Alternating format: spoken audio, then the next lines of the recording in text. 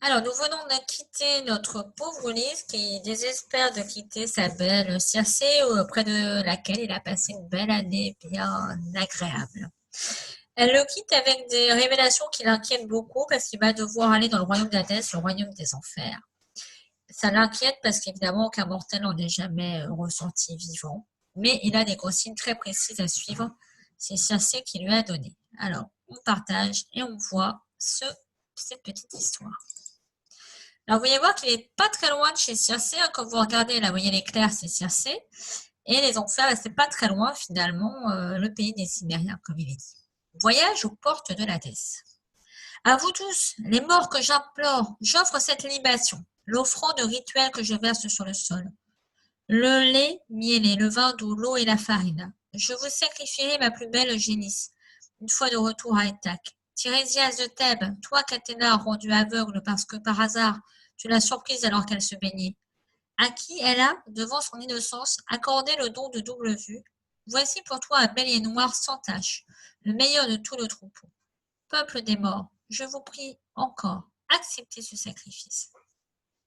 Donc, il suit à la lettre, comme vous aviez suivi avec Circé, les recommandations de Circé, les libations, les sacrifices, la génisse, le bélier noir, tout est prédit. Aussitôt, j'égorge l'agneau et la brebis. Le sang noir roule dans le trou creusé, comme Circé me l'a indiqué. Et soudain, les âmes des défunts affluent du profond des enfers. Les âmes des hommes, des femmes, des jeunes et des vieillards, et celles aussi de nombreux guerriers. Ce sont les victimes sanglantes d'Arès, le dieu de la mort violente. Arès, c'est le dieu de la guerre. Il parcourt sur son char les champs de bataille et tue sans pitié les hommes avec sa lance de bronze. Ça, c'est une image pour vous montrer tous les morts qui sont morts à l'époque à la guerre et dans les combats. Les âmes accourent en foule autour du trou, près du sang versé. Elles poussent d'effroyables cris que je ne comprends pas. Leur rumeur terrifiante s'amplifie. J'ai peur de cette peur verte qui vous noue les entrailles. J'ai peur de ne plus revoir le jour et d'être prisonnier moi aussi de la nuit, de devenir une ombre parmi les ombres. Ombre à comprendre ici au sens de fantôme, de ce qui n'a pas vraiment de réalité dans le monde terrestre. Compagnons, à vous d'agir sans perdre de temps. Écorchez les bêtes que j'ai égorgées et brûlez-les en l'honneur d'Hadès et de Perséphone, donc le couple royal des enfers. Et vous, tête sans visage et sans nom de tous les morts, reculez, n'approchez pas du sang du sacrifice. Je les repousse avec mon épée tranchante, celle que je porte le long de ma cuisse, car Tirésias le devin doit boire en premier. Tout à coup, l'ombre d'Elpénor, celui qui est mort au moment de notre départ, en tombant d'un toit, m'interpelle. Je t'en supplie, Ulysse, au nom de tous les tiens, je sais qu'en repartant du pays des Cimériens, tu repasseras par l'île de Circé. Alors n'oublie pas de me pleurer et de me donner une sépulture. Brûle-moi sur un bûcher, avec toutes mes armes, et dresse-moi ensuite une tombe au bord de la mer. Sur ce tumulus de terre, sur cette tombe en épaisseur, plante la rame dont je me servais avec mes compagnons lorsque j'étais en vie. Ainsi les hommes se souviendront-ils de moi et de mon malheur. Je ferai ce que tu me demandais, Elpénor, pour que tu ailles en paix. Très important, la sépulture donnée aux morts, encore aujourd'hui dans toutes les traditions, que ce soit chez les juifs, les musulmans, les chrétiens, avec des rites particuliers qui permettent à l'âme de retrouver Dieu finalement. Et là, c'était pareil déjà à l'époque grecque. Malheur à moi, tandis que je n'oublie pas, le voici que l'âme de ma mère, Anticlée, surgit. Ma mère, que j'aimais tant, est donc morte. Elle voudrait me parler et s'approcher du sang, mais je dois l'en empêcher. L'âme de Thérésias ne va-t-elle donc jamais apparaître? Que me veux-tu, malheureux? Pourquoi as-tu quitté la clarté du soleil pour venir chez les morts? Tirésias, enfin, il porte un sceptre d'or. Le sceptre, vous savez, c'est cette sorte de bâton décoré qui représentait la royauté. Baisse ton épée et range-la dans ton fourreau. Et maintenant, écarte-toi du trou que je boive le sang et te dise la vérité sur ton avenir. Ulysse, tu voudrais bien revenir chez toi paisiblement. Mais c'est impossible. Le dieu Poséidon te hait parce que tu as aveuglé son fils Polyphème, le cyclope. Il te persécutera aussi longtemps qu'il le pourra. Si tu restes, maître de toi et de tes hommes malgré les souffrances, tu réussiras à rejoindre Ithaque. Alors, suis scrupuleusement mes instructions. Lorsque tu aborderas l'île du Trident, tu verras les moutons et les vaches du soleil, du dieu soleil, Hélios, paître paisiblement dans les prés. Ne touche à aucune de ces bêtes, et tu trouveras ta patrie et les tiens. Malheur à vous si jamais vous lui en volez une seule. Le dieu soleil voit tout et entend tout. Il se vengera et tes hommes mourront. Ton bateau sera détruit et toi, si tu en réchappes, tu ne réussiras à revenir à Ithaque après bien des épreuves grâce à l'aide d'autres marins.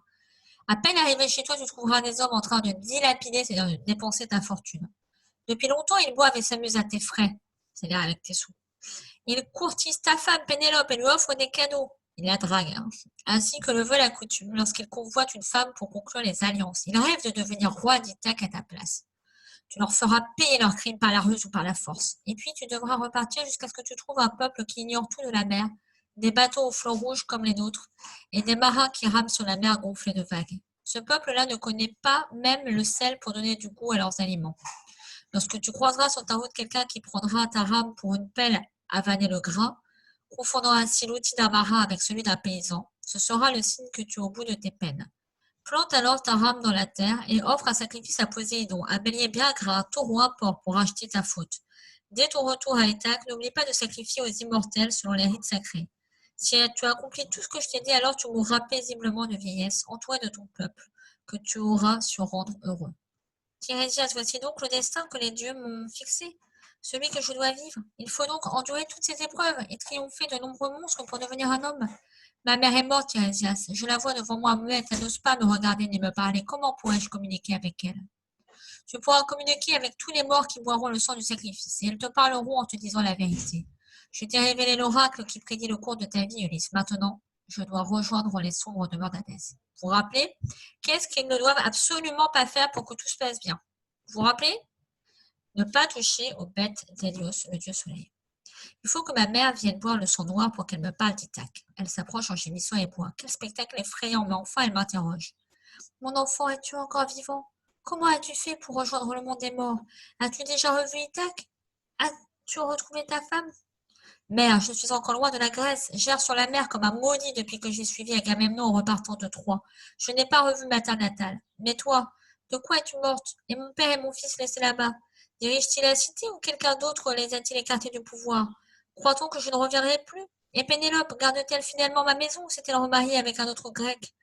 Je suis partie depuis tant d'années. Une femme jeune peut-elle attendre ainsi, sans se lasser, l'improbable retour de son mari? Dis-moi la vérité. Pénélope t'attend. Elle pleure chaque soir quand les bateaux rentrent au port, et jusque tard dans la nuit. Tout le monde ignore si tu es mort ou vivant. Elle seule croit en ton retour. Elle espère en secret qu'un jour, tu tireras ton navire sur la grève. Personne n'a pris le pouvoir à ta place. Ton fils est presque un homme maintenant. Il gère ton domaine du mieux qu'il peut, en toute justice, pour préserver la paix. Ton père s'est exilé à la campagne et refuse d'aller en ville. C'est un vieil homme ruiné, qui n'a plus ni manteau ni drap de lin pour dormir dans son lit. L'hiver, il sommeille près du feu avec les serviteurs et l'été, il se couche sur une brassée d'herbes sèches et de feuilles mortes dans les coteaux. Et là, au pied de sa vigne, quand personne ne le voit, il pleure son fils qui n'est pas revenu. Ton absence est si longue et sa douleur si forte qu'il va mourir de chagrin lui aussi, comme moi, Ulysse. Chaque jour, j'implorais les dieux pour qu'ils te laissent revenir sain et sauf auprès des tiens. Chaque jour, je faisais demander au port si quelques marins sur les navires marchands ou ceux qui sillonnent les mers savaient où tu étais, ce que tu étais devenu. Je dérivais tes bateaux au flot rouge, à la proue bleue effilée pour fondre les vagues. Mais personne n'avait croisé ta route. Ou ceux qui le prétendaient, inventaient pour que je paie ce qu'ils disaient. Quelle mère peut supporter la douleur de perdre un fils? Ne reste pas avec les morts, repars vers la lumière. Va retrouver Pénélope et raconte-lui tout ce que tu as vu ici. Je voudrais étreindre ma mère, la prendre dans mes bras et pleurer avec elle, mais elle n'a plus rien d'humain. Elle n'est plus qu'une ombre insaisissable qui disparaît à jamais dans le monde souterrain. Après elle, toutes les âmes se bousculent pour boire le sang du sacrifice. La peur au ventre, je les repousse avec mon épée. Au milieu de cette foule gémissante, je reconnais certaines et les laisse approcher pour qu'elles me révèlent comment elles sont mortes et pourquoi. L'âme d'Agamemnon surgit. Il est donc là lui aussi? Mais où et quand est-il mort? Dès notre retour à Troie, lorsque nos bateaux ont été pris dans la tempête? Ulysse, crois-moi, je n'ai pas péri en mer, poursuivi par la haine de Poséidon. C'est ma femme, Clytemnestre, qui m'a assassiné, avec l'aide de son amant Égiste, au cours d'un festin qu'elle donnait. Tous mes hommes ont été massacrés comme des bêtes, et le sol était recouvert de leur sang encore chaud. Clytemnestre elle-même m'a égorgé à la fin du banquet. Quelle mort sans gloire pour un chef suprême, moi le roi des rois, choisi autrefois à l'unanimité pour mener l'expédition contre Troie. Naïf sans ruse, je pensais que ma femme et mes enfants seraient heureux de me retrouver enfin. Je n'ai même pas eu le temps d'embrasser mon fils. Elle m'a tué avant. Mais tandis que j'écoute le récit des disparus, j'entends d'étranges cris monter de la longue cohorte des morts sans nom. Il faut fuir, la peur me gagne. Si Stéphane soudain me jetait dans l'Hadès avec eux. Tous au navire, embarquez, nous n'avons pas de temps à perdre. Le courant nous emporte. Un bon vent nous emmène vers le large. Soudain, le soleil se lève. Nous avons enfin quitté le pays des Cimériens, là où la nuit est éternelle. Nous retrouverons bientôt la route de l'île d'Aiaï. Échoue notre bateau sur le sable et débarquons sur la cave pour dormir. Demain, nous ramènerons le cadavre d'Elpenor pour l'incinérer. Vous voyez ici une petite représentation d'un cratère à figure rouge. Je vous rappelle, le cratère, c'est une sorte de vase un peu soit haut, qui était ceux des Grecs antiques, donc du 4e siècle avant Jésus-Christ, donc noir. Mais on l'appelle à figure rouge parce que voilà, ces figures sont rouges, un peu rougies sur le devant de l'amphore. Et voilà, c'est la consultation de Tiresias de Lys aux enfers. Et voilà pour aujourd'hui.